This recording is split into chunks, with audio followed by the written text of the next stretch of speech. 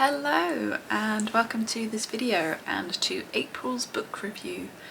And April has been a good month for reading. I mean, the ratings are all around a 3 to a 4, so I wouldn't say it's like the most positive reading month I've ever had, but it's also not been a bad reading month.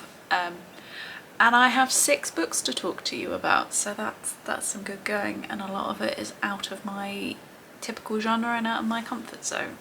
So without rambling too much at the beginning, let's jump into the books. So the first book that I read in April was Her Majesty's Royal Coven by Juno Dawson. This was my book club book for the month, and I got it out of the library, hence why you've got a picture and not a physical book.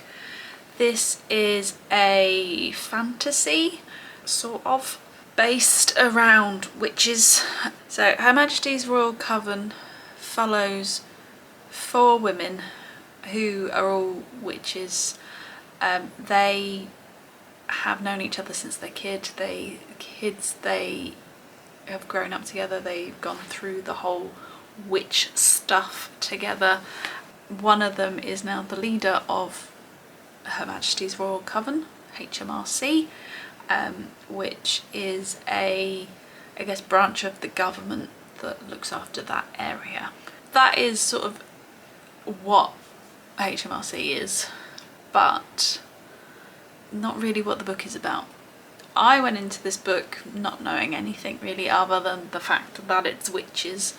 I don't particularly read fantasy books, so I didn't really know what to expect. I did think I was going to get a bit confused, but this is witches in normal modern day.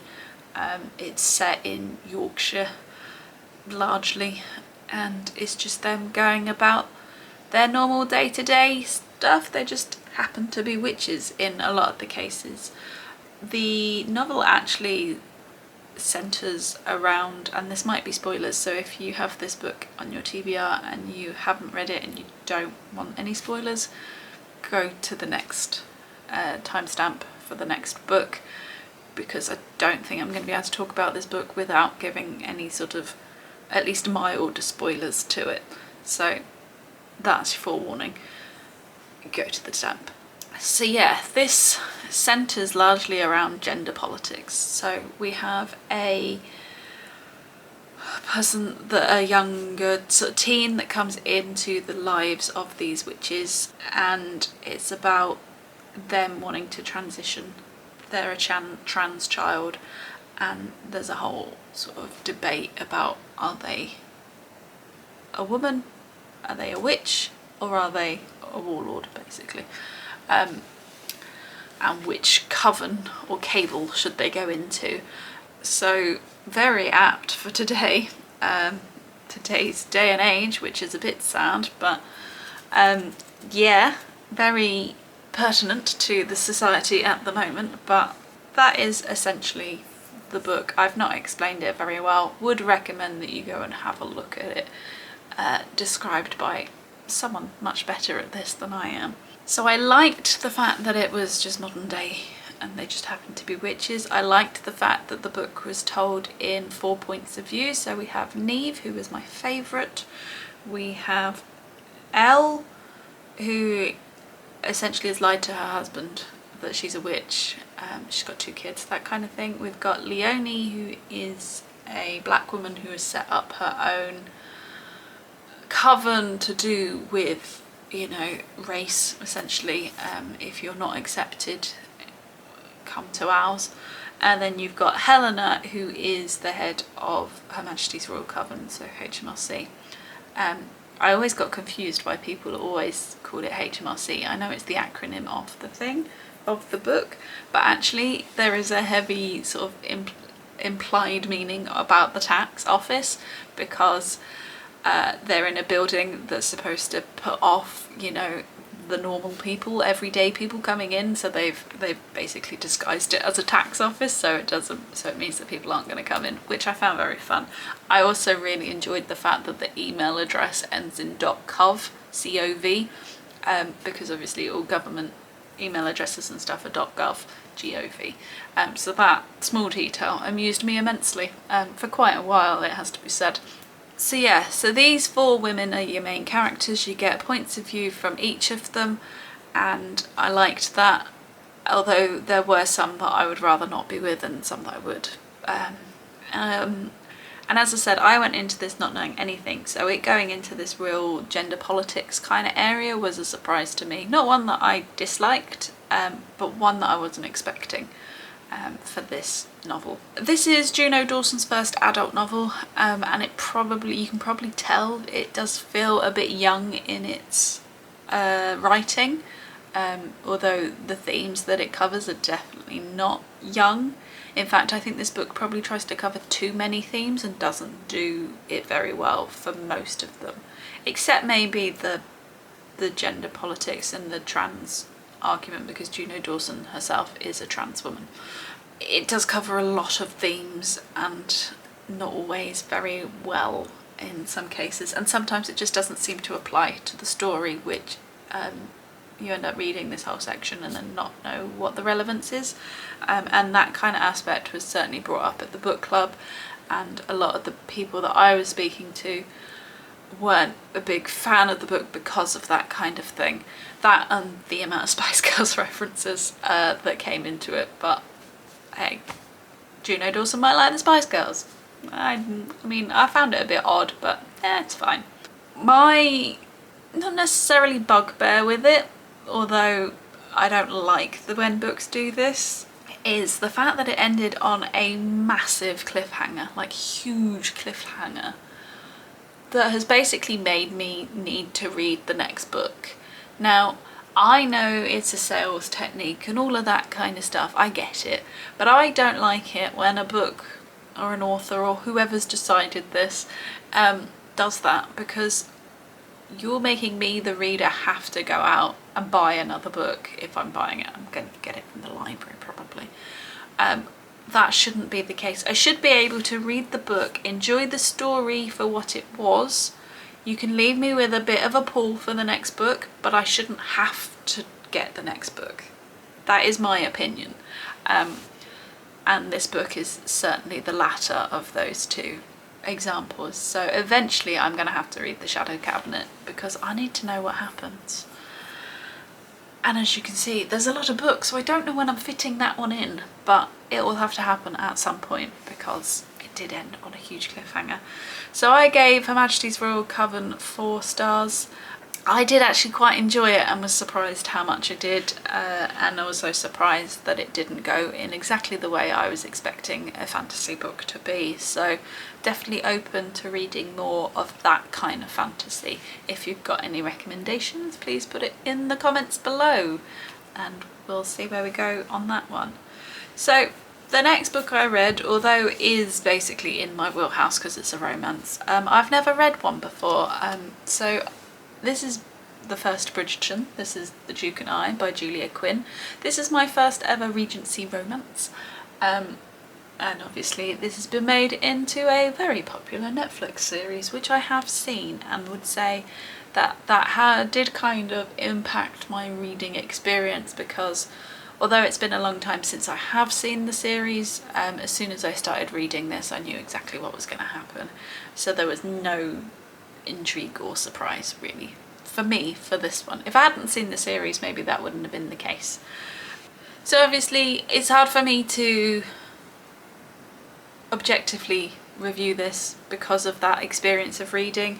I do like Daphne and Simon as a couple. I think they get on well, and I like how they interact with each other. And talking of the time period, it does mean that we have some issues with consent, which I accept because of that, but also you gotta get consent, kids. And I was actually quite surprised that the book only really focuses on Daphne and Simon. Obviously with the TV series we follow more characters, like for example Eloise, Penelope barely make an appearance in this book, but they're quite prominent in the series. So that surprised me. I don't know why it surprised me, because obviously there's 9 books, so they'll get their time, but I was surprised that they didn't really appear. It really was just focused on Daphne and Simon. Anthony was obviously in it quite a bit, being the head of the house, and again, the time period, he's fairly important in okaying marriage and things like that. So I gave this 3.5 stars. If I hadn't read the series, possibly could have got a 4, but I don't know. But that's basically the whole thing that I could say about this book, because I obviously knew what was going to happen. So the next book that I finished was Song of Achilles by Madeline Miller. And again, this is my first Greek myth retelling. This was the read a chapter a day challenge thing that I'm part of as part of the wider book group that I'm in. And I wasn't sure whether I was going to take part this month, but then they picked Song of Achilles, which is a book that I've been intrigued to read, and if I didn't do it then I'd never pick it up. So again, I got it from the library and took part in that, although I had to condense mine because of when my library loan was due back, which is why it's not the last book I finished, because I had to do it earlier on in the month. So as I said, this is a Greek myth retelling, so we're obviously looking at the story of Achilles and his companion Patroclus. I can't say it, that's going to be my best attempt. I might just call him Pat if I have to mention him again throughout. And there are parts of this that I did like, but then there are parts of this that I didn't enjoy. I feel very much in the minority with this book because people love this, and I just thought it was okay. I gave it 3 stars. It was okay. The beginning of Achilles and his friend's relationship and all of that kind of stuff, I really enjoyed. The development of that romance, again, is something that I enjoyed. There's also a friendship with, I can't pronounce anybody's name in this book, that's also a problem. Briseis? I liked that friendship as well. But obviously this is based around the Trojan War, and I got fed up of the war stuff, so that doesn't really help with this book. So yeah, that is my main thing. I got bored at points because it was a war-based. So although I was interested in the story, and I thought the writing was pretty good, there were just times when my mind wandered because I wasn't interested in what was happening. I think I probably would give a Greek myth retelling a go, but I think it might help if I actually know the story a bit better. So I know there's one about Medusa, which I could give a go, because I know a bit more about Medusa than I do about Achilles. I didn't really know anything about Achilles other than he's a warrior, and apparently something about his heel, but again, wasn't really mentioned, but I guess his mate's his heel. But yeah, so I didn't really know a lot about it, so maybe if I knew more going in I would have enjoyed it. I don't know. I don't know whether then that would have spoiled it, because like the Bridgerton one I would have known what's happening. I don't know. And Achilles at points in this got on my nerves, so that didn't help. There's supposed to have this big massive like emotional impact on you at the end. I didn't get that.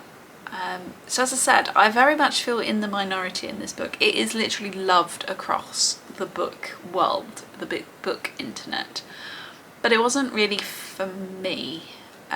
So I gave it 3 stars. As I said, I enjoyed parts, I didn't enjoy parts. I thought the writing was good. It hasn't put me off a Greek myth retelling, but also I'm not gonna rush out to go and read one. So yeah, that is The Song of Achilles by Madeline Miller. Right, the 4th book that I finished, I listened to this one on audio, and I have been for about a month, was The Other Boleyn Girl by Philippa Gregory.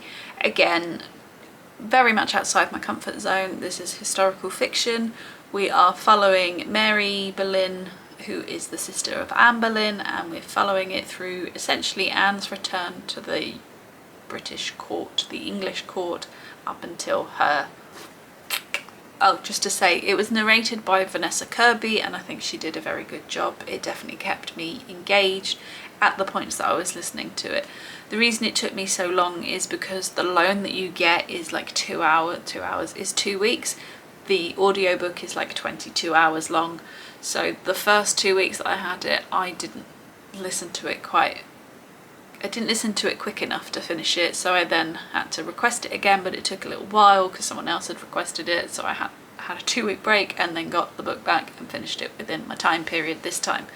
This is also one of those books on my Kindle that I'm trying to get through, and one of the few that is actually available as an audiobook on my library app. Just to say that this is my book for a series. I forgot to add that in. If you know my little task that I'm doing. So, The Other Boleyn Girl is an incredibly long book that I am so glad I listened to on audio and not read, because I don't think I would have got through it.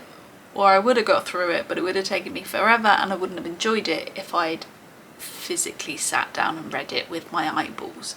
But listening to it, I actually got probably more invested than I would if I'd read it.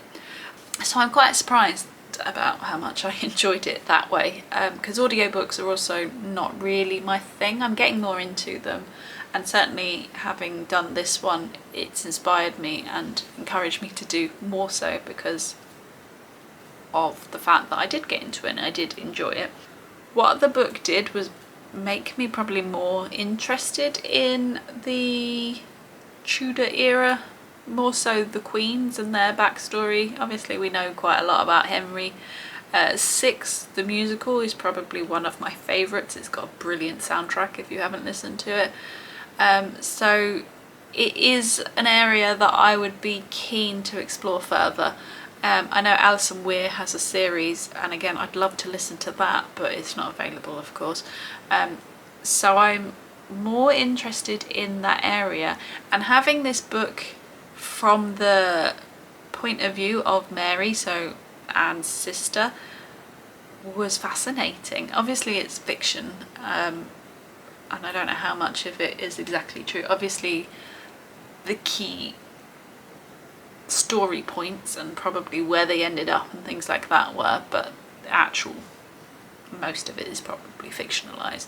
But having it from Mary was really interesting because she's adjacent to it. She's involved but not involved. And yeah, that was just very fascinating.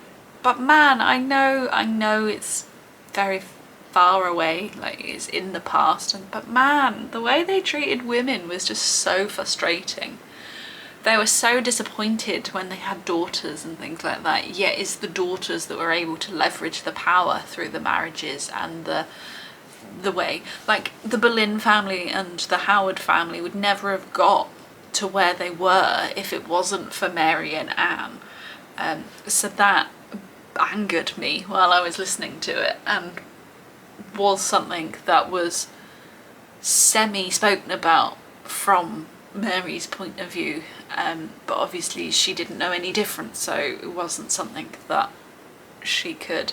But she had 2 children, one a girl, one a boy, who she was absolutely besotted with. I mean, they're her kids, and the fact that it was just expected that she wouldn't see them and stuff, so I really did feel for her and her sort of pining for her children and stuff in the book.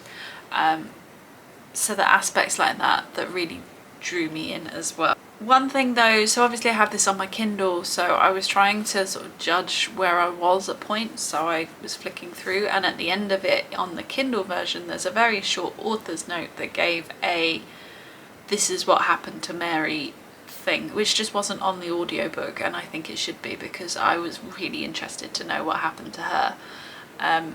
There are elements of the story that were shocking.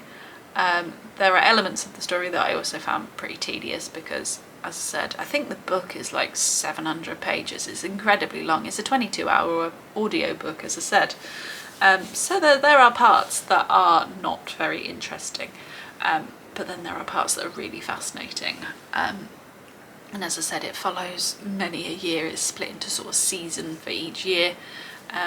And yeah, surprised how much I enjoyed it. I gave it 3.5 stars in the end. I think Vanessa Kirby did a great job at narrating it, and glad it's done, so it's not on my Kindle anymore, and I won't be revisiting Philippa Gregory's world or anything like that, but would be interested in learning a bit more about the different queens.